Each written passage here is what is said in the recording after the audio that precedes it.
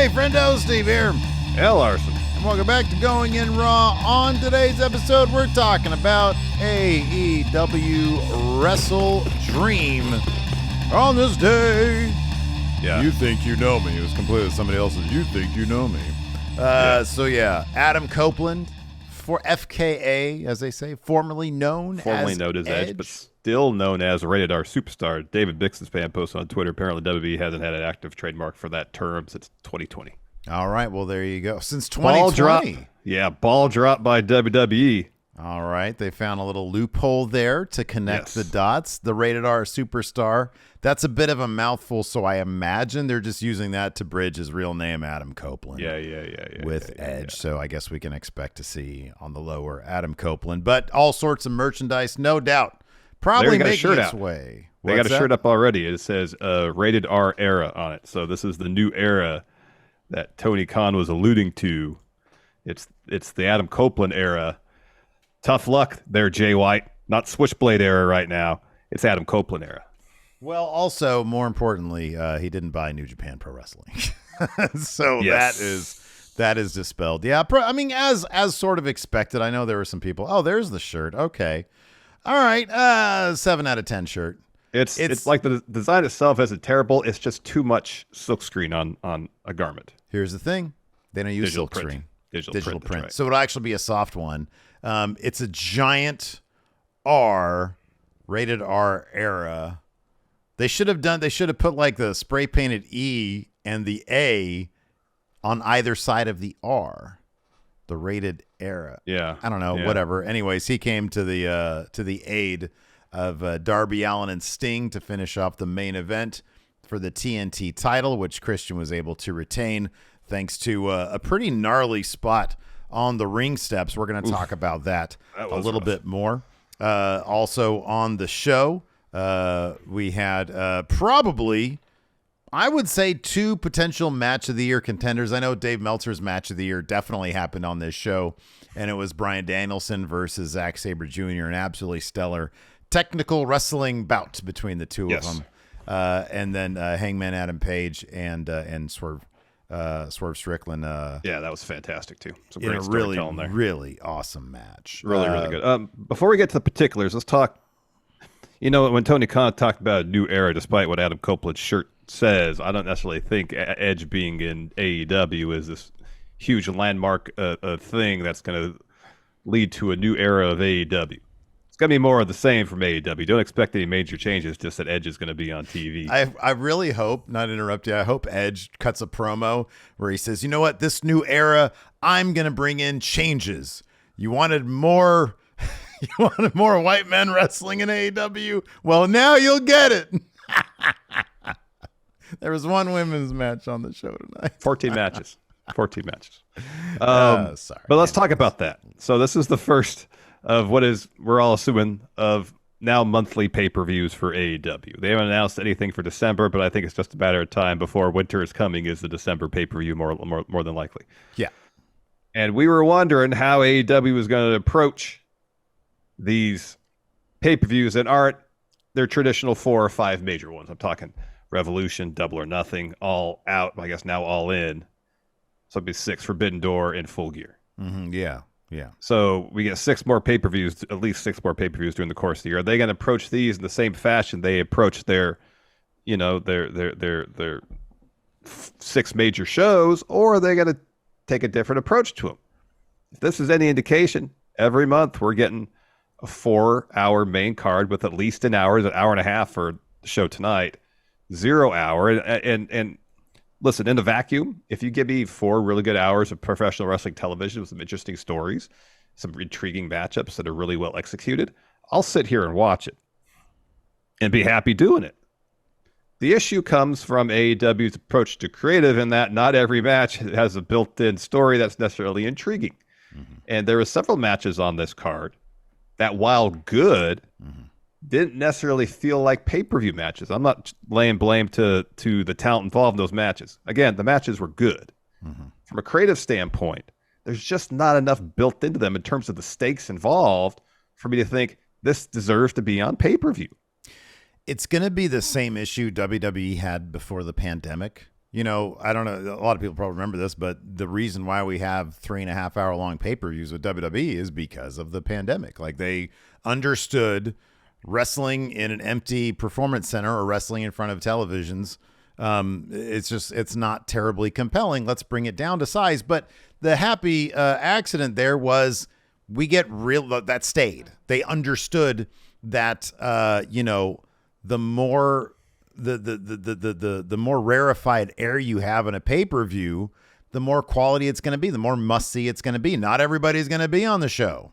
Well, also there's this as well, in that it makes the major pay-per-views really stand out as well. It does. No, absolutely it does. And, we used to bitch. I love this because somebody here in the chat says Steve and Larson are revealing themselves straight up E-drones, which is a hilariously terrible term, so thanks for that.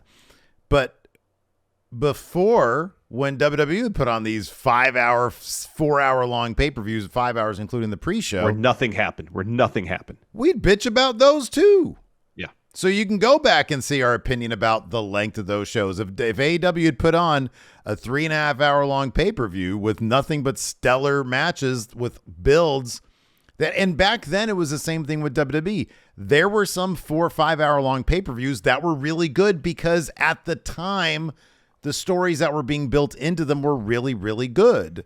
If the expectation is for fans to pay $50 a month, to add that on top of everything else we have to pay for these days, for, shows with 3 or 4 matches that really mean a damn, and everything else is stuff that we could probably should be watching for free on Collision or Dynamite, then, there's going to be the same level of burnout that people used to be giving to WWE before they got their shit together, which they have now.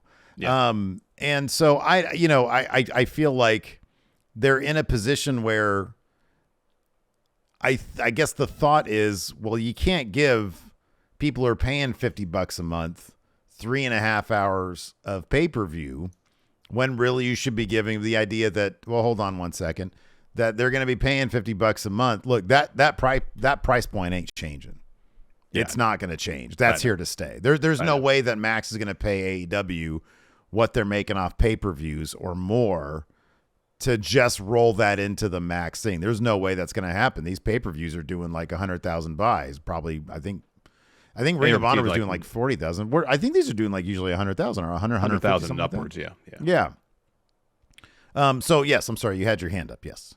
Well, I was going to say, if the show is shorter, I know this is a ridiculous response, don't charge as much. Well, I know that's the thing, but that's just not. That's the price point that's established by AEW. I know, and I guess to a certain point, I understand the sentiment may be, well, we don't want any of our shows to be looked at as B pay-per-views. I get that. Yeah. But that doesn't come with a running time and a corresponding price tag. Yeah. You treat each show as important and not just in terms of the action that's going on in the ring, but the stories being told. It all comes back to the stories being told in AEW, and it's better than it was a year ago. Yeah. But I sitting here in terms of, if I spend my $50, I want to be in more than getting 5 hours of wrestling. I want to be entertained for the duration of the show. And if it's a 3 hour show and I'm wildly entertained by those 3 hours, I'm going to be satisfied, as opposed to a 4.5 hour show where I'm like, this match should be on Dynamite. Yeah. If I start, my interest starts to wane, I'm going to feel like it wasn't money well spent. Yeah, no, I agree. I mean, let me take a look at the actual card here, because I don't have my notes up. But look, the show did have 2 match of the year contenders. I'm not going to take that away from the main event. I thought was very, very good too. I thought the main event was awesome. It's very what Christian does is it's very WWE-ish. That's why it's a perfect combination. Edge coming over, and I think there's going to be some really good ground to cover there. But yeah, no, I thought there was plenty really good on. I thought that they built something really cool with the Julia Hart, Chris Statlander stuff. They had me guessing, oh man, is this going to be Julia Hart's time? She's won 20, almost 30 matches in a row. And they've done a hell of a job with her presentation. Probably one of the most improved wrestlers in terms of the total package all year. Yeah. And so that had me guessing, okay, are they going to do this with Julia Hart? And they didn't tonight. But no, I thought that there was 3 to 3.5 hours of a killer pay-per-view tonight. And you can't give me shit for saying that. It's just there was an extra hour tacked on of stuff that probably should have been on Dynamite or Collision. For you to be firing on all cylinders and put on a 4 to 5 hour long pay-per-view where everything's great, it's hard to do. It is. Exceptionally hard to do. And if you don't do that, then you get something like the Don Callis family match, which did not add up to the sum of its parts, because you do have literally like, I don't know, the best wrestlers in the world. I know. 3 or 4 of some of the best wrestlers on the planet. And I'm not even putting Sammy Guevara in there, but given some of the stuff he does, he could be considered as rarefied air as well when it comes to some of the best wrestlers. That dude is really fucking good. He is really good. But it was kind of a mess of a match. It really was. It didn't wildly really, overbooked. the build was kind of crap. And I don't know if this really needed to be on here. The number 1 contender match for the tag titles probably could have been on didn't need to be on here. Nothing in the kickoff really mattered. Wheeler Yuta really shouldn't be in his own pay-per-view match at this point. Ricky Stark should be, but Wheeler Yuta doesn't need to be in here. Ricky Stark should be in a match of consequence. That's true too. With stakes, and and I know the tag match had stakes, and so you can say, well, it had stakes, therefore maybe it should be on pay-per-view. And given the talent involved, all great tag teams, nonetheless. There's just something to be said about a good, tight 3.5 hour show. Yeah. Where there's everything just feels like it belongs. Mm-hmm. And it feels like this is a pay-per-view match. I know that's not easy to do, especially when you have 12 of them now a year, probably. Yeah. It's tough to do. And there's a balance there between giving their fans their money worth and not getting them exhausted of your product. Yeah. Yeah. And I worry that if they go to the once a month schedule for these pay-per-views, it's going to start leaning towards, you start exhausting your audience of your product, even though there is good stuff going on. Yeah, I mean, given the response that we're seeing in chat right now, I don't think there's some people who are going to pay $50 regardless of what it's going to be. But there's going to be some people who won't, and that's just going to be their new business reality. Yeah, totally. I mean, I guess the idea is that if for these non-major pay-per-views, historically speaking, they might get lower buy rates. The idea maybe they'll make up at Double or Nothing or All In or All Out or whatnot, The buy rates are they are really, really good. So they're relatively consistent too. They are, yeah. So, over the next couple years, Coach Art here says, we Yuta heads are eating good. Hey, more power to you, and more power to Wheeler Yuta for taking advantage of those opportunities. Exactly. We got a raid here from Alex, Queen of the Ring. Hi, Alex. Oh, what's up, Alex? Wonder if Alex likes doing well tonight. But otherwise, look, there's a lot of really good wrestling. There's always good wrestling in AEW. At this point, it's not like, they're never going to sign somebody who's like just a crap wrestler. That doesn't happen. They have good wrestling. Go ahead. Yeah. What do you got? I'm not going to put on blast. I ain't going to single anybody out. Carry on. But yeah, we can. I mean, in terms of big story beats, besides Adam Copeland showing up Edge, how long do you think it's going to be between we completely not saying Edge when we're talking about him? How long did it take us to refer to Bryan Danielson as Bryan Danielson, not Daniel Bryan? A while. Edge is just so easy to say. Adam Copeland. He was Edge for 25 years. I mean, I'm just going to keep on saying Edge. He's Edge. Especially if he's going to be the rated R superstar. Exactly. He's just Edge. I'll just keep calling him Edge. Everybody knows who's Edge is. Yeah, it's Edge. Name. It's a good name. It is a good name. Yeah. He should have trademarked that and came into WWE as Edge instead of Edge creating that name and character for him. In terms of big story beats, we do have new number 1 contenders for the tag titles. It is the Young Bucks. Yeah. Didn't anticipate that happened so soon after they lost to FTR, but I guess, cashing in their EVP card. I'm surprised. I am surprised that they didn't go like Hook Orange Cassidy or the Guns, who they're hot right now with the Bang Bang Gang. Yeah. And, they have a history with FTR, obviously. And I'm not saying that the Young Bucks don't, but they just felt like they had that big, huge blow off that was at All In, I think, right? When that's at Wembley. That was huge. Yeah, it seems like they're going back to it so soon. Right back in the mix. They want those. I mean, they're already the Ring of Honor Trios title champions. Yeah, with Hangman, yeah. With Hangman. So they're the new number one contenders coming up at Full Gear. Probably that's where that match is going to happen. You'd think so. Because that would be the fourth match of their series. Because that it was the rubber match. The best of three. So, if there's four, that means they're going to have a fifth. And then a sixth and seventh at some point, you would think. Yeah. It's got to end to some sort of odd number thing. You would think, but you think that they're probably just going to be like, okay, well, you got the win at Wembley. We're going to get the tag titles in LA in our home turf. And then we'll just call it a day because then we'll be 50-50. That could be 50-50 booking at its finest, huh?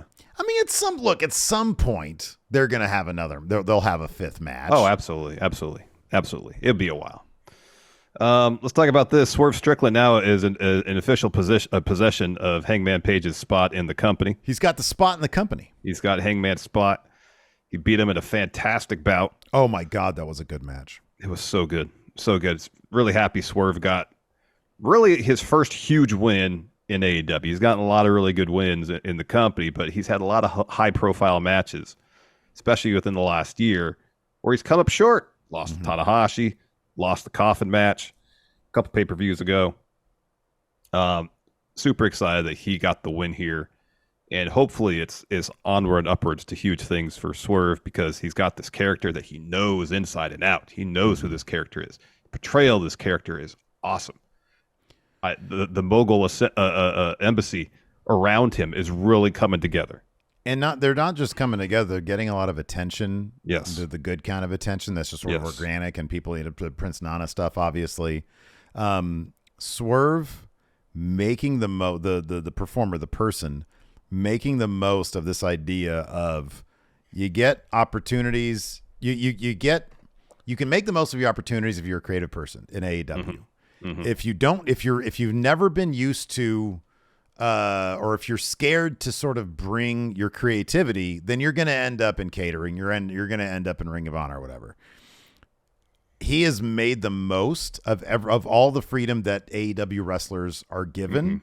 And he's really taken advantage of it, and it's paying off. It really is. And that's what happens. He's recreating himself physically. You see how much muscle he's put on. Yeah. So he's making himself like WWE size in AEW, which is kind of rare.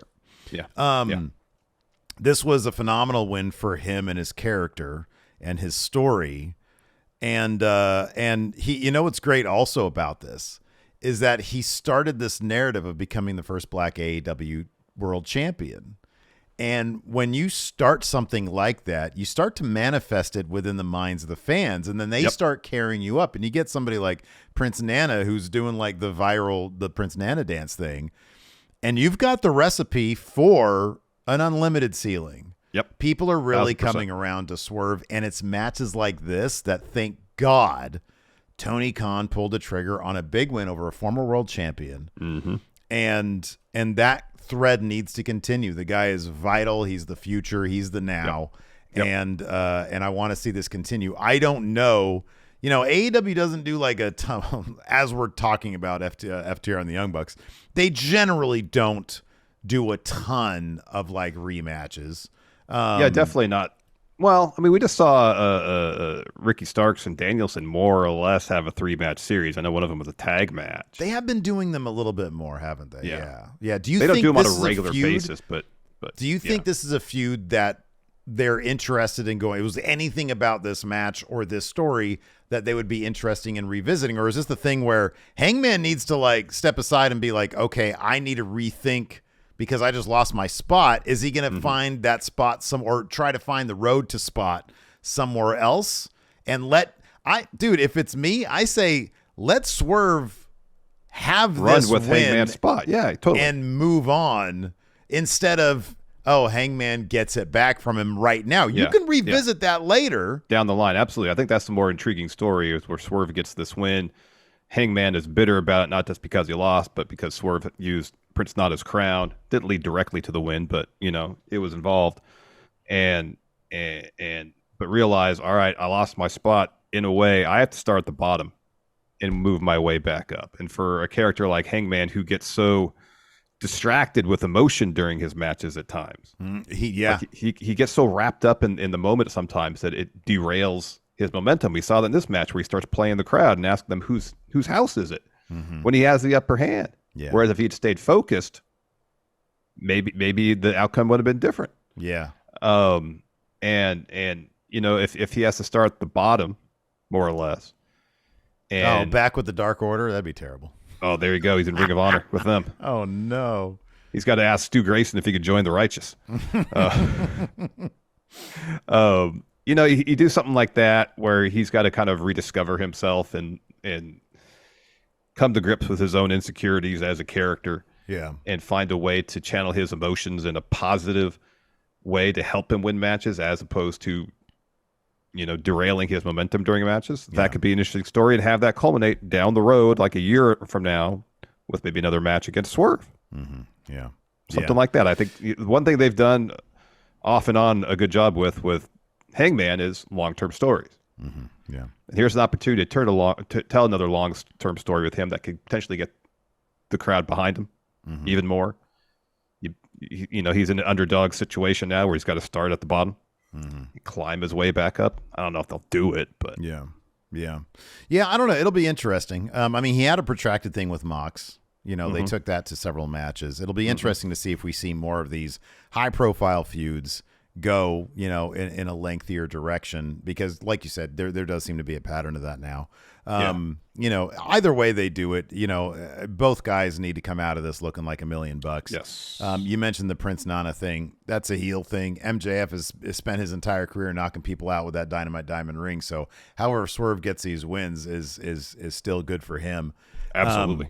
And yeah, I mean, I'll be honest with you, like, the international title, especially now with sort of the way Mox lost it, the TNT title and what Christian's doing with it, there isn't really like a mid-card. I in my opinion, I think that the next stops for, like, Swerve needs to get big wins over guys like, and I'm not saying specifically them, but guys like Mox, Danielson, you know, those kind of guys. Yeah. And Claudio. then advance onto the world title scene, depending on how they're going to shake that out. Yeah. But yeah, I don't know. I thought that match was so well put together, and the two guys that were in the ring were just going full bore with their characters. You know, Rob mentioned in our chat, Hangman got new gear. Yeah. You know, Swerve got under his skin, got in his head. Yep. And hey, you haven't had new gear in like a year. What's your deal? So he brings out new gear. He's again, playing. it's the insecurity. It's the insecurity of Hangman. Yep. Yeah. It's great stuff, and you love to see him sticking to that character. You know, like the performer Adam Page has no idea to, I'm suddenly going to be this alpha guy, you know? Like, he's Hangman Page. He's the same insecure guy who will shoot himself in the foot as soon as he'd win a championship, you know? Yep. So, I don't know. Interesting stuff. Let's go ahead and start with the breakdown here. Well, actually, before we start with the breakdown, I want to point this out. We're trying to get our subscribers on YouTube up to 198,891. It's a palindrome. And right now we're only at 198,151. We got 818 people watching live. We're probably going to have, I don't know, 10, 20,000 people watching when all is said and done on the review on YouTube. Take a second out, hit that subscribe button, hit the notify bell, and hit that thumbs up. Really helps going in Raw and Friendo Club. We got another YouTube channel. It's called Friendo Club Wrestling. Go sub to that as well. Tomorrow, that's right, we don't wait a week like those other guys. We've got our star ratings going up tomorrow for this pay-per-view. Yep. And then also on Friday on that channel, we're going to be guessing the Wrestling Observer's star ratings. You mean those other guys? The other guys. So be sure to check out that channel. We got a lot of fun stuff going on over there. Also, if you're on the YouTube, click that join button if you want in on our huge predictions challenges every single month, bonus episodes whenever we do them, and our question threads. We're not going to do a question thread for this one because we've been doing this for like the most of the day at this point. Yeah. So we're just going to do our review, kicked off with we're not doing the pre-show either. We're not watching that stuff. Yeah, watch the pre-show. We don't do the pre-shows for these AEW shows anymore. Yes, we're old. We can't sit in these chairs for too long. Oh man, I try to get up and I just start. I'm hunched over. Trying to feed my family like that. I know. Anyways, Ring of Honor tag title match. The Righteous versus one person, MJF. He came out and did a promo, a pretty funny one. He says, appears the devil is, and he's got both the Ring of Honor tag titles. Evidently, according to everybody, the Adam Cole injury is in fact real.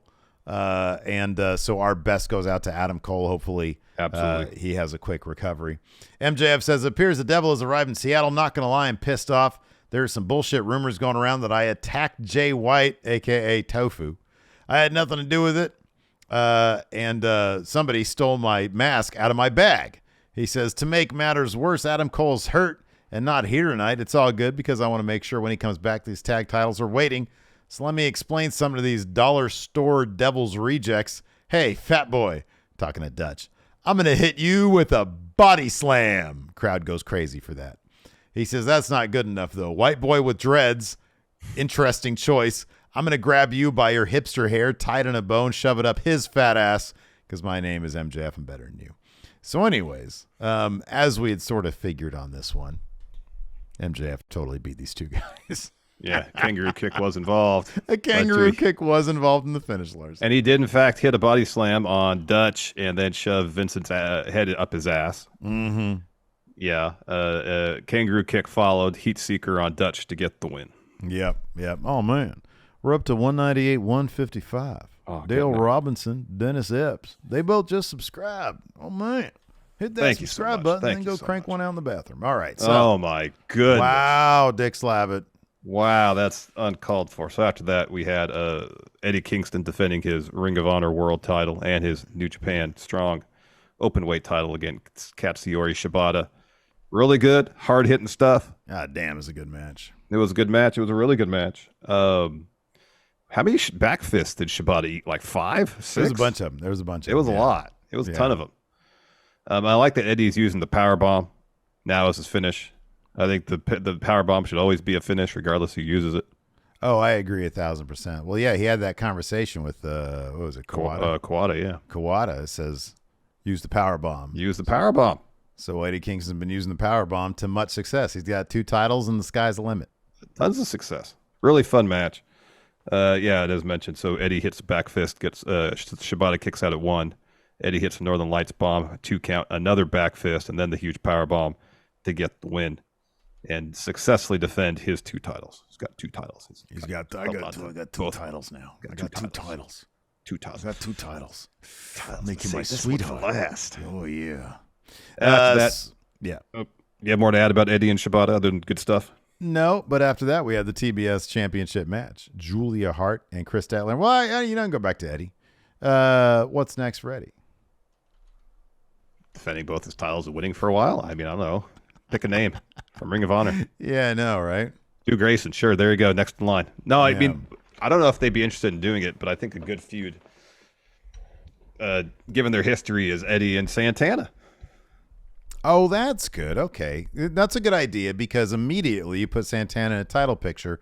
He loses like a low-card title match, and he understands my bread is more buttered with that dude I was with before, Ortiz. Ortiz is sitting there with a big fat I told you so, which he's not going to say because he wants to maintain good relations. But it's just one of those things that's just accepted between the both of them. Oh, they know. Santana definitely knows. Yeah. Yes. So that's a great idea. Bring him back down to earth.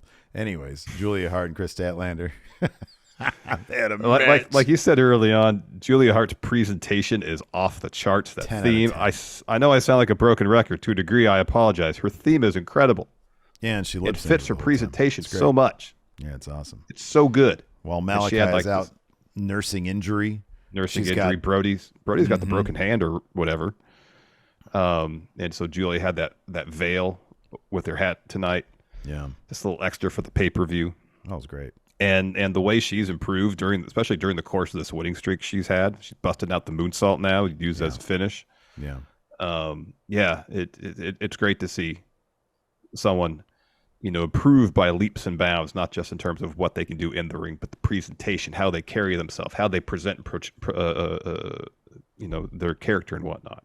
Mm-hmm. Yeah, and, I really hope. So Statlander ended up winning this with a Sunday Night Fever because it's Sunday Night Fever.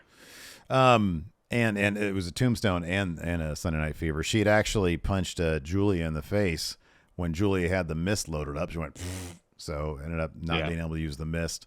And Statlander got her foot in the bottom rope when Julia hit the moonsault. Right, and she was able to get out of the Heartless. I think that was powered up. Yeah. Powered up, yeah, that's right. But preceded the finish, yeah.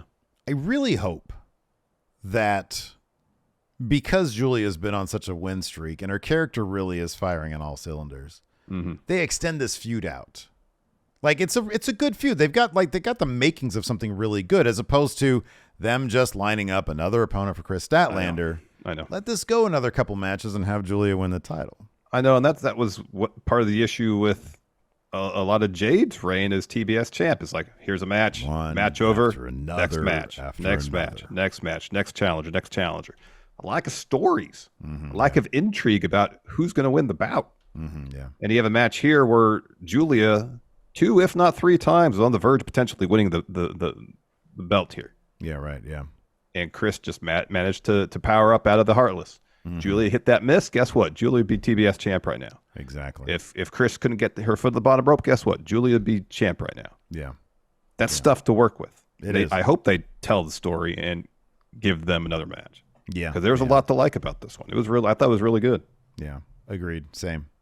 After that, we had a fatal 4-way for the number 1 contendership for the AEW tag titles. The Young Bucks versus the Lucha Bros versus the Guns versus Hook and Orange Cassidy. So I was seeing some chatter in chat here about Phoenix maybe getting hurt during this match, which would explain why he kind of disappeared and wasn't involved in the last 2/3 of it. Oh, that would make some sense because he wasn't involved like at least the latter half. Yeah. Huh. So I mean, it says something to the talents involved here. If they had to readjust on the fly with an important part like Phoenix not involved in the match, and this match to come off really well, it was a really good match. I know we said earlier this would probably be more in place at an episode of Dynamite or Collision. It was a really fun match, as you'd expect from the talents involved. Dude, like those Collision main events, although long, they're like usually really, really fun. I got I got no complaints about that. Look, I mean, that's the thing about AEW. By and large, you get a lot of really good wrestling, especially when you have all these people involved. The wrestling's going to be really, really good. Yep. Just got to get the story, too. Got to get the stories. Yeah, got to get the stories. So hopefully Phoenix is okay. No kidding. Haven't noticed anything. I don't know if Tony Khan mentioned anything yet during the media scrum. Apparently, edgy Adam Copeland's talking to the press right now. Oh, yeah. So at one point, Austin Gunn blocks a red rum from Hook, but Orange Cassidy hits him with an orange punch. Hook locks in the red rum, and then Nick Jackson hits a 450 onto both of them, basically stacks them, and gets a 2 count. Penta then tags in, goes for a fear factor, but Orange Cassidy avoids it, but then Penta hits that awesome fear factor gory bomb that move he does, which is great. Yeah.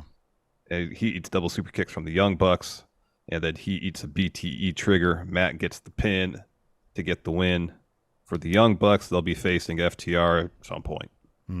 Some point, don't know when. Yeah, you'd think that's going to be Full Gear. You'd think so. You think they want to build to that match as opposed to just do it at a. When is Full Gear? Is it early November? It's usually early December. Really? I thought Full Gear is usually November.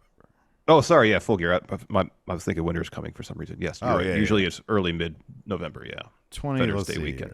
When's Veterans Day weekend? Coming up on November 18th. So it's 6 weeks away. Yeah, it could be. So yeah, we'll see. Could be. After that, we had Swerve Strickland taking on Hangman Adam Page.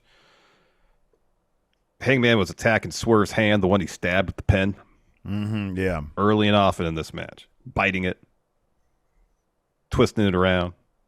Wearing his, I don't know if there was an intentional reference to Shawn Michaels gear at Survivor Series with the brown on them. These look finished, though.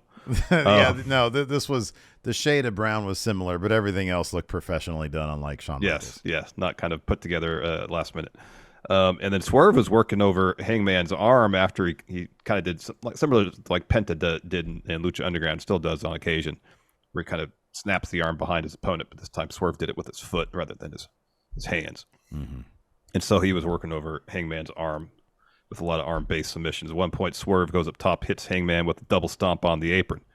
And after he hits that, Nana's in the background dancing. Oh, that was funny. That was so great. That was so good. And then Swerve hits a 450 on Page's injured arm, gets a 2 there, locks on a cross arm breaker. Page escapes that. Swerve looks for a JML driver. Page rolls him up instead for a 2. Again, Swerve goes after the arm. Page looks for a dead eye. Swerve counters that with a arm bar. So eventually, Swerve hits a German suplex, goes up top for a Swerve stomp, misses it. Page rolls the apron, hits a buckshot lariat. Mm-hmm. Uses the injured arm, though, so he's slow to make the cover. And by the time he crawls over there and does it, Nana puts Swerve's foot on the bottom rope, but the ref sees it, full view of the ref, and tosses him for ringside. Yeah. And Page, again, rather than just focusing on the match, goes down to the floor and makes sure Nana leaves. So distracted, yeah. So while that's going on, Swerve grabs Prince Nana's crown, which Nana had taken off earlier, and hits Page with it. Page kicks out. So Page hits a house call. JML driver covers him to get the win. Yeah. Yeah, really good stuff. That was spectacular. Probably I know Danielson and Zack Sabre Jr. was awesome, and it really was. But in terms of the story being told, in the macro story here being told. Yeah. The story between the competitors. Absolutely. This is the shit that I love. It really is. Me too. Next up, a match that could have been on Collision easily. Should have been on Collision easily. Look, I want Ricky Starks on pay-per-view. I want pay-per-view matches that fucking matter. You're gonna make all the Yuta heads upset, man. Matter. I feel like every pay-per-view match should matter. Should have stakes. That's another dude. That's another Ricky Starks. He's got to get bigger wins against bigger dudes. I know. And you're not talking about him beating Big Bill, physically larger. You're talking about beating the names. Bryan Danielsons and the Hangman Pages and the John Moxleys. That's what. Yeah, man. About. I'm still kind of look. I understand it. Danielson is on the verge of going out, and so he's going to go out big. But I'm still kind of surprised at the 2 huge matches they did. I'm not talking about tag matches. The 2 big matches they did. I know. Danielson took both of them. This is Ricky Starks. You got to start banking on this guy right now. Otherwise, he's the next one leaving, going to WWE. Which might happen. I know. This match was fine. Big Bill came out, kind of got involved in the finish. A little bit, yeah. A little bit. He takes a swing at Yuta on the floor and misses, and I think Yuta pushes him into the ring post, but that distraction kind of leads to Ricky eventually hitting a spear in a Rochambeau to get the win. At least Ricky won. Mm-hmm. Yeah. If he'd have lost this. Yeah. Oh, if he'd have lost this. Yeah. If he would have lost this, I would have fully expected a Fightful Select report saying that his contract was up and he's going to WWE. 1,000%. And honestly, this match should have been about 3.5 minutes. Starks wins. With the way Starks has been booked compared to Yuta. Yeah. No, I agree. After that, and Mox was on commentary for this match and the next one. And Mox is great on commentary too. He's great. He's fantastic. Yeah, he's fantastic. And basically so everything you'd expect. Yeah. Ricky and Bill had a little stare off with Mox at ringside after the match. So I don't know. Maybe Ricky will get that Mox win. Maybe he'll get that once Mox is ready to go. I don't know. Mox is going to get the international title back soon enough, so I don't think he'd be taking a whole lot of losses between now and then. You could be right about that. After that, we had Bryan Danielson versus Zack Sabre Jr., Dragon Bullocks. And this was, I forget exactly what Meltzer said about it on Twitter, but legendary, I think he called it. Legendary. And it was honestly, it's going to be difficult to rate these matches because, man, this is one of those matches that you're going to look at and be like, okay, this is probably going to end up being match of the year for a lot of people. I'm going to have to really give it some thought, but man, the vast majority of this match, when they're just trading shit, going back and forth, and Zack Sabre Jr. was this match had me thinking so many times, oh my God, they're going to give this to Zack Sabre Jr. in Seattle. That's crazy, because I was just thinking, how is Danielson can get out of half of this stuff. And then he does. And then he gets some shit in, and Zack Sabre Jr. gets it back. Yeah. And it's like everything that Danielson had, Zack Sabre Jr. had. It's funny, dude, because you mentioned during the stream us watching a match, Zack Sabre Jr. Was it Gota? Who was it? It was Ishii. No, it was Ishii. Ishii at the second of the two back-to-back Long Beach shows, the first New Japan ones here in the States, yeah. And the thing that you loved, and I loved about that match so much, it was like 5 years ago, whatever it was like you could see Zack Sabre Jr. piecing together what he's going to do. He has advanced as a character and a performer so much that all that is so much faster to him. He's like a machine now with these moves. He really is. He doesn't have to think about it. It's second nature, and his arsenal is so huge. Yeah, yeah. It's an absolute joy to watch this match. I mean, this match alone, I know we bitched about like, oh, there's too many matches, too long. This match alone was worth $50. It really was. It was. This plus Swerve and Hangman for sure. Yeah. Yeah. Definitely worth $50. God damn it. This match was awesome, man. As an exhibition of technical wrestling, I don't think you get better than this. Mm-hmm. Yeah. The speed with which they were countering each other's moves, the fluidity, how smooth everything was. Mm-hmm. Some of the stuff they were doing was so damn intricate. It'd be easy for you lost your foot positioning or whatnot. Didn't see any of that. I know. And down towards the finish, where Sabre's knee buckles just a little bit as he's eating that first knee plus. Oh man, because Danielson had been working it so much, he was trying to charge him to do something about it. Yeah, knee buckles, eats it. Yeah. This is what Meltzer had to say about it. This will go down as a legendary match. They kept comparing it to Inoki versus Robinson, and is this generation's version. I hope we see this again a few more times. Mm-hmm. Yeah, and I hope so too, because this was a spectacular bout. No qualms, no quibbles. Imagine a match like this with something at stake. And I know it was dream match. Who's the best technical wrestler in the world? That's kind of it's a concept. It's a nebulous thing, you know? And I understand the concept of bragging rights. But unless they cross paths again, like you could do something where Zack Sabre Jr. goes for a year and tries to learn everything he can to counter what Danielson does, because he values the title of best technical wrestler so much. Well, I also appreciate that Nigel, who was railing against Danielson it's great. Wonderful form. At one point, he literally says, just give up and retire now. Think about your family. It was so good. Oh, so good. But Danielson won with a strike, with a knee. Mm-hmm. Not a technical wrestling move. Not you know what I mean? No. Yeah. And that was sort of the saving grace for Zack Sabre Jr., according to Nigel anyways. Like he didn't beat him in a technical wrestling move. He beat him with a knee strike. And so you can quibble. Look, you and I are both in agreement. I think Zack Sabre Jr., we both think the world of him. And a couple people have passed him by in New Japan, and I don't know why. He should be a world champion by now. He's doing wonderful things with the TV championship. Zack Sabre Jr., to me, is on the level of like a Will Ospreay. I think they're both they do very different things, but I think Will Ospreay has sort of reached the level that I think Zack Sabre Jr. has been at for a long time with the character stuff. Mm-hmm. He's flashier, obviously. Yeah. But man, I love that technical wrestling stuff. Is so much fun to watch. It really is when it's done right and done fast. And I think Zack Sabre Jr. should have been New Japan IWGP champion by now. Yeah. I agree. And at the end of the day, when all is said and done, if Danielson ever does have a retirement match, I can't think of a better guy than Zack Sabre Jr. Yep. Honestly. To get the rub, to beat him in his last match. Totally. 1,000%. 1,000%. I mean, we can just list off, or try to. Go watch the match. Watch the damn match. Let's go watch the match. All the crazy reversals they were doing to each other. It was smooth, fast, fluid, fantastic stuff. So down towards the finish, Sabre's working over Danielson's hand throughout the match, his wrist, the one he broke, whereas Danielson's working Sabre's leg.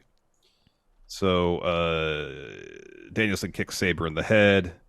Sabre catches him with an armbar, transitions to another cross arm breaker, really working that forearm. Danielson sneaks out of it and then just hits him with a knee plus. And that's when Sabre gets up and his knee kind of buckles on him. So Sabre kicks out of that one. So Sabre's already on like rubber legs. Mm-hmm. Like he can barely have his legs under him. So Danielson hits him with another knee plus. They get the win with that one. And afterwards, he's like, hey, crowd, give it up for Zack Sabre Jr. Bryan Danielson, the pro that he is, then goes over to Aubrey Edwards and tells the crowd, "Hey, cheer for Aubrey." Yeah, because boy, she's from the Seattle area too, I believe. Oh, okay. Yeah, that's a tough match to ref. And then she went back to back because she does the Jericho matches too. Yeah. Zack Sabre Jr. did not shake the hand of Daniel Bryan or Brandon. No. So hopefully that means there's more to come. I'd like to whether think it means so, Wrestle Kingdom. Let me ask you this: do you think we're gonna get another Okada Danielson match? Oh God, we should, huh? We should. Yeah, have that at Wrestle Kingdom. Yeah, that's what we were talking about before when that match went down. It's like let Okada get that win back at Tokyo Dome. Yeah, they should totally do that. They should totally do that. Whether or not they will, there's some, especially with like being on borrowed time, or being on a short schedule here now. If he really is going to actually, But here the thing about that too is he go to Tony Khan. It's like, I only got a year. Mm-hmm. Give me what I want, Tony. Give me what I want. Before I'm done, I want to have this match in Tokyo Dome. Mm-hmm, yeah. And Tony Khan, we criticize him about a lot, but it seems like when high-profile talent at least comes to him and says, "Hey, I really like to do this," he's willing to listen. Oh, he'll do it. The dude said, "If I get hit by a bus, he's taking over the show." Yeah, he'll do it. Yeah, it just depends on what Danielson wants to do. I don't think anybody'd say no to that.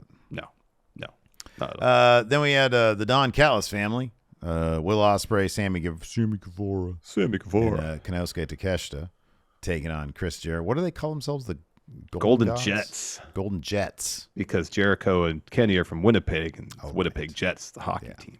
Yeah. So Chris Jericho. This match is kind of a mess. I like the talent involved. You mentioned this earlier. You can say Takeshita, Ospreay, Kenny, Kota, maybe four of the best wrestlers in the world. Yeah. 1,000%.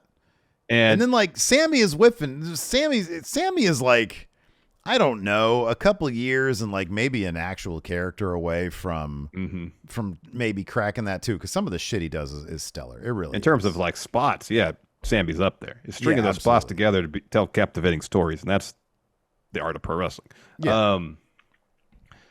And you can kind of tell that this match wasn't going to be the serious thing that it probably should have been when they do that comedic bit where they got Kenny in the abdominal stretch, I think it was, or maybe it's Jericho, and then every member of the Callis family is holding on to the other person's hand. It all leads down to Don Callis on the floor trying to get that extra leverage on the abdominal stretch. Like, okay, this is a house show match at this point.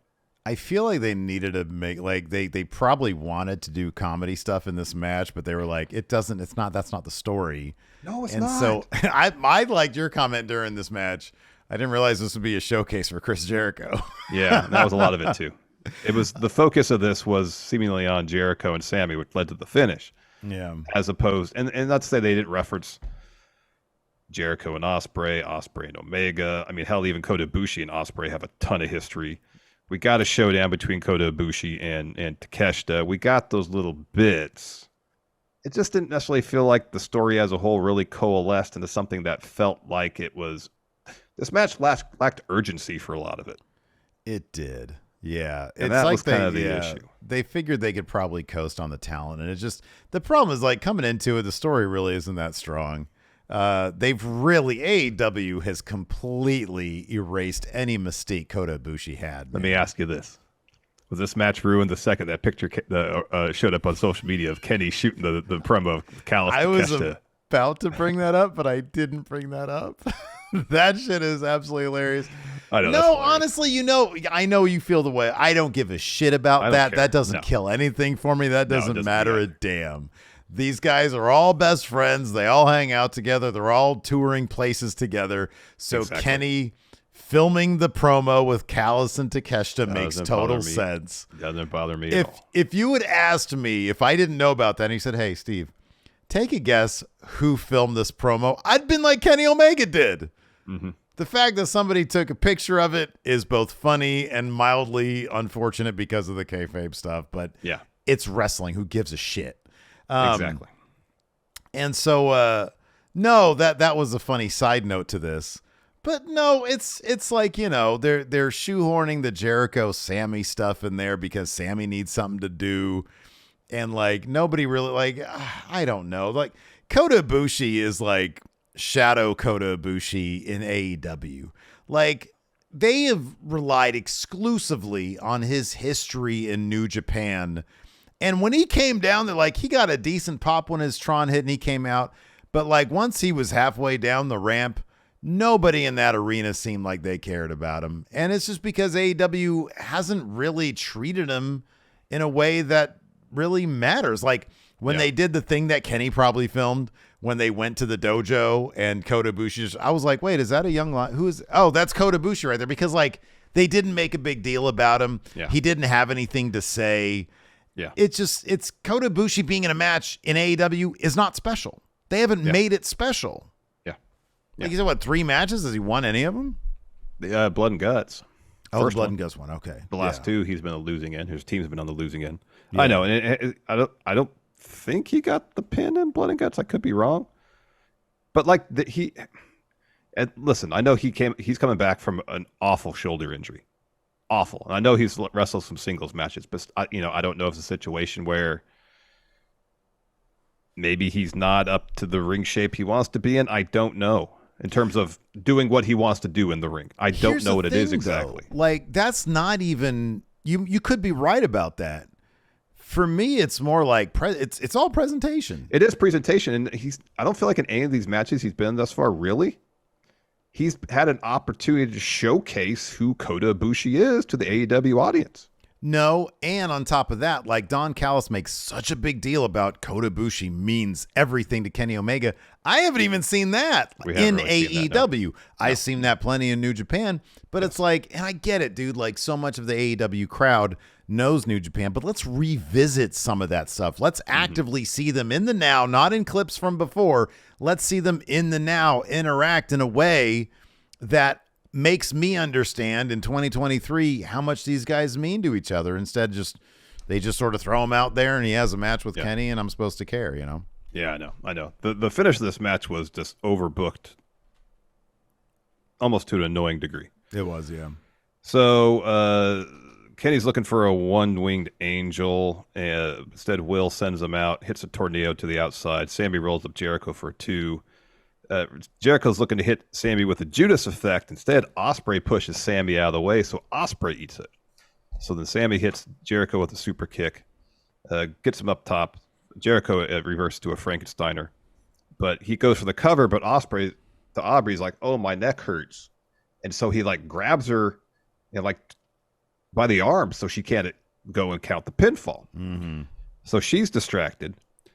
And by this point, earlier on, Sammy was looking to hit Kenny with a cutter, a springboard cutter, and the timing is a little bit off. And after that, Sammy just looked like he had his feet under him exactly, 100%. And you got to wonder, and I'm not saying that this would have really mattered that much because by this time the match was kind of a mess anyways, but I wonder if Sammy's condition might have, because you're right, he did sort of look a little slower, a little sloppier. Yeah. And you got to wonder if maybe that affected, the match that rung his bell a little bit or something. So anyways, Sammy gets Jericho up for a GTH. Jericho catches it. And then Callis grabs the bat and hits Jericho with it while Aubrey's still distracted. And then Sammy crawls over, covers Jericho to get the pinfall win. Yeah. Zondo here in our Twitch chat, and I don't mean to call anybody out, but I'm going to respectfully disagree with this point. He says, Kota is treated the same as Sting. Oh, wow, look at this guy. Ain't he neat? Here he is in a tag match. That is not. Sting is treated like a fucking legend, like he's supernatural. He's treated like The Undertaker in AEW. Yes. Every match Sting is in, he gets an opportunity to showcase. He's usually launching himself through a table or something like that. Right. There's always a spot where he gets hit with something and no-sells it. And he's usually involved in the finish of his matches. Mm-hmm, yeah. He gets a lot of opportunity to showcase what Sting could do right now. I don't feel like Kota Ibushi has a whole lot. At least tonight we saw a little bit of Trans Ibushi. Mm-hmm, yeah. A little bit. Yeah. It was like 45 seconds of it. Yeah. I just don't feel like Kota Ibushi. And again, I don't know why. I'm trying to piece together what it is. Why he hasn't been given a protracted stretch in the ring to showcase what Kota Ibushi is all about. We have not seen that in AEW at all. Yeah. And maybe I'm losing something in Zondo's comment here. But like you can take a look at both of them as like, guys who have a lot of history. But like Sting has, like, they have showcased his relationship with Darby has just grown and grown and grown and taken, a couple twists and turns here and there. Yeah, no, it's I think there's a big difference there, and I think that it's so much of it is just like, show us, don't tell us, show us, don't remind us, like let's see him commiserating with Kenny Omega. Yeah. After that, we had the AEW tag team bout, FTR taking on Aussie Open for their titles. I never watched their first match that happened a year ago. Right. Everybody said it was really, really good. This was a solid bout. But again, it felt like a bout that could have been on a main event of Collision, partially because Aussie Open is coming off to lose into Better Than You, Baby. Yeah. And then Chris Jericho and Sammy Guevara in short order. Then they find their way into a tag title match here.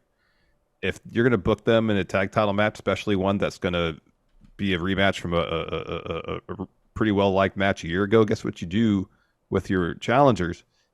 You have them go on a winning streak rather than losing a lot of matches. Yeah, I understand they probably wanted to showcase Aussie Open, but like they showcased him in advance of this match in like the worst possible way, and like you mentioned, losing as a losing tag team. They tried to gain some ground by beating other opponents quicker than FTR beat their opponents, but at that point, it was like, nah, you guys already lost to like 2 semi-tag teams. Why should we care about this? Not to say they're not terrific. They are. They're terrific wrestlers. It's just sort of curious that AEW booked them to lose matches, high-profile matches, before taking on this match with FTR. But yeah, no, I don't know. It was cool, and they gave him a little bit of respect here with the finish, with an avalanche shatter machine, like a super shatter machine from the top on Kyle Fletcher. Really good match, wrestle type stuff. And FTR gets the win here, so they'll be facing the Young Bucks probably in 6 weeks of Full Gear, but I don't know. Maybe they'll do it on a Collision. Who knows? Exactly. Yeah. Who knows? I mean, it was a solid bout, but again, going into it, there wasn't a whole lot of intrigue or drama or attention because, like, of course, FTR is going to win because Aussie Open hasn't exactly been a winning team of late. Yeah. I would have been, like I said during the stream, it would have been shocking if Aussie Open won, and it would have been, it would have been confusing if they won, and a foregone conclusion if they lost, and it was a foregone conclusion. Yeah, exactly. So anyways, after that, we had 2 out of 3 falls. Christian Cage versus Darby Allin for the TNT title. Big pop for Darby. Of course, he's from Seattle. And I was legitimately surprised. This is a really fun, very WWE book type match.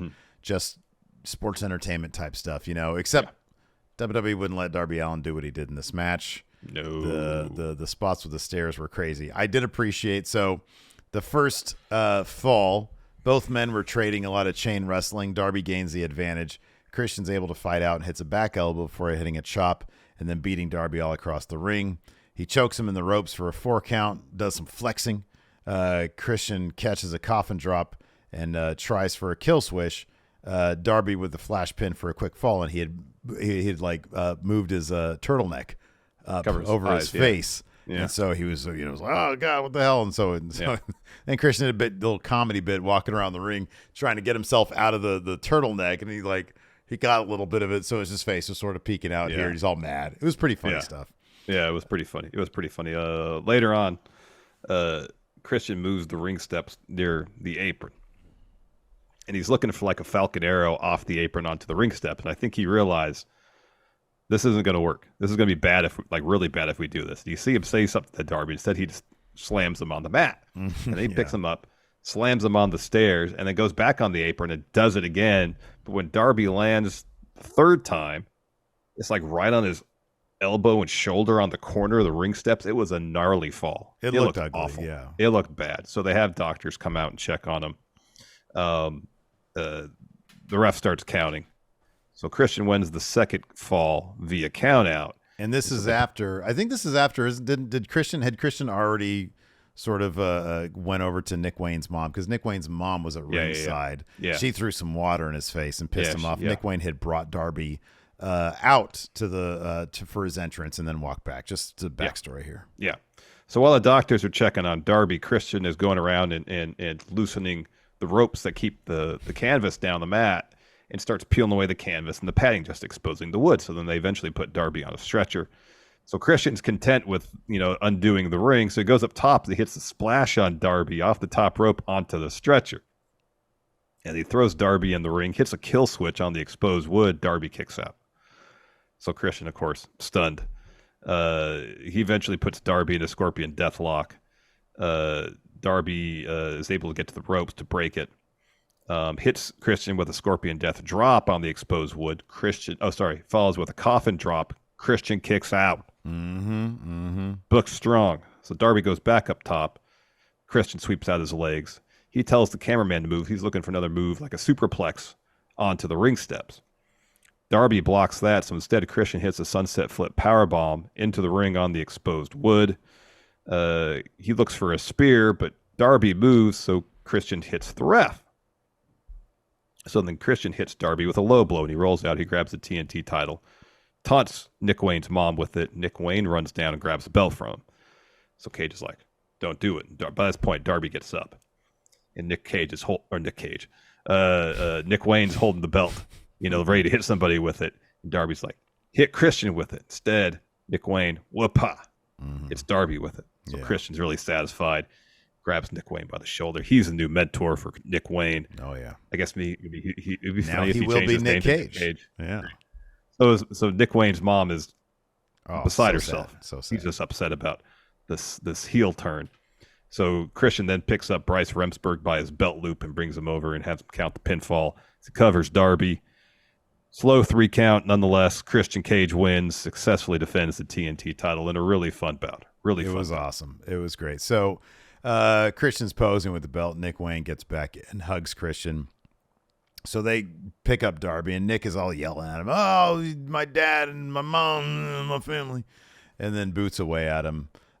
Christian joins in, starts beating him up. Sting shows up. He ambles down. No music for him. No big entrance. Yeah. He just wanders out from catering. What's this commotion about? He's pretty disappointed. He's like, let me get Darby out of this situation. Yeah. So he gets in the ring, chops Nick. Sting takes it to both guys, then throws Nick into Luchasaurus, who just appeared. Him and Sting fight. They triple team Sting. They all stomp on his head. Christian goes to grab a couple chairs at ringside because he's loading up for a concerto. So he sets up Sting for that. Lights go out. We get like a video appears on the Tron. So this was interesting because just the other day, Fightful Select reported that Sami Callihan. Sammy had confirmed it on Twitter. Sammy confirmed it. Sami Callihan, free agent. And so we get this video where it opens up with the old school movie feature presentation title card complete with music, which is exactly what Sami Callihan had used. So you and me, of course, big Impact aficionados, very confused by this, but no. And they did like a little video thing where you see a mysterious figure in a leather jacket, again, Sami Callihan, getting into an old school car, again, kind of a Sami Callihan thing, and drives away, or drives to wherever this place is. Drives in around Seattle.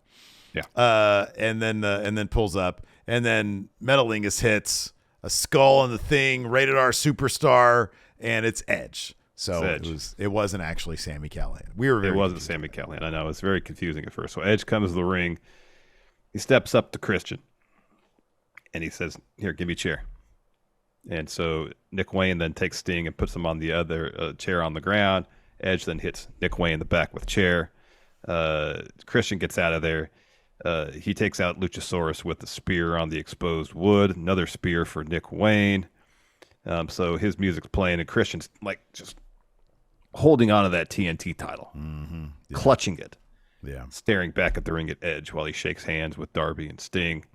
And that's how the show goes off the air. Yeah, it was cool. I thought it was effective. I thought it was, besides, the confusion with the Sami Callihan stuff. I liked it. I thought it was cool. It was a good debut for the rated R superstar. It'd been more exciting if he had aligned with Christian, though.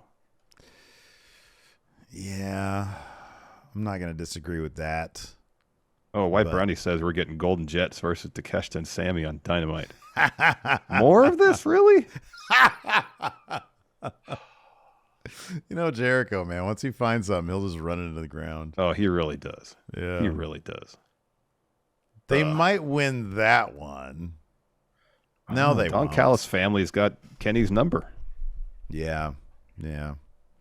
So yeah, anyways, that's your AEW WrestleDream review. We have a couple super chats here. One from Ash says, all right, Tex Tempest, his boy is in AEW. Jam that jam. I guess Tempest is a Edge fan, perhaps. Oh. Jake Russell with the super chat says, Ospreay versus Roman, Money in the Bank, London. Who wins? Oh, yeah, the table. Acknowledge him. Yeah. Will Ospreay does not have the tribal chief setup. Who does, Steve? No one. And I know Maggie already said that she was calling it quits for the night, but somebody, if you can please remind Maggie, especially Seth Rollins, definitely not him. He does not get the tribal chief setup. Only Roman gets the tribal chief Hopefully setup. somebody can clip that and send it to Maggie. Anyways, that's going to do it for the show today. Thanks everybody for sticking by us. Everybody who joined us for the stream. Everybody who has, I honestly think, if I'm not mistaken, because I always have an eagle eye for our sub count. 198,158 was our previous high. We are now at 198,161. Nice. So I do think that in the 10-year, almost 10-year history, more than 10-year history of the channel, yeah, we are at the highest subscribers we've ever had. So let's try to keep that going. If you haven't subbed to the channel, do us a huge solid. Hit that subscribe button. We'd really appreciate it. Hit that thumbs up. And thanks so much for tuning in. We appreciate it. Drop us a comment. Let us know what you guys thought about the pay-per-view. Are we a couple of E-drones? Is that a possibility? Judging by the look on Larson's face, I'm going to go with the nay right now. E-drones. Get out of here. I do love myself some Federation, though, man. That's going to do it for the show. Thanks, everybody. We'll see you around. Maybe Steve's an E-drone. Goodbye, everybody. Proud E-drone.